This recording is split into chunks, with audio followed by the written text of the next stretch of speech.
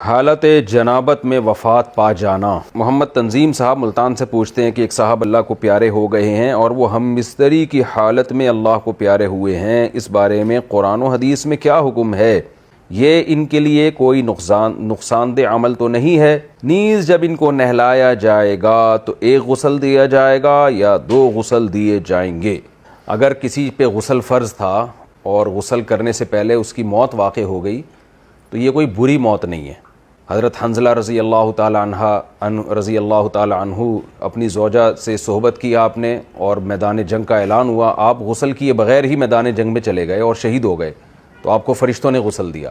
وہ تو خیر شہادت تھی، لیکن ہمیں کوئی ایسی دلیل نہیں ملتی کہ ایک آدمی حالت جنابت میں فوت ہو جائے تو کوئی گناہ ہوا اس کو، اس لیے کہ شریعت میں جنابت کا غسل فوراً کرنا فرض نہیں ہے۔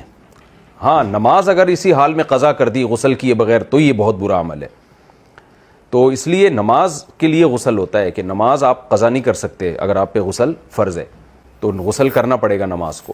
تو اگر اس حال میں کسی کی موت واقع ہو گئی ہے تو کوئی یہ بری موت نہیں ہے، اس کو اسی طرح غسل دیا جائے گا جیسے سارے مردوں کو غسل دیا جاتا ہے، کوئی الگ سے کوئی طریقہ نہیں ہے، اور 2 دفعہ غسل نہیں دیا جائے گا۔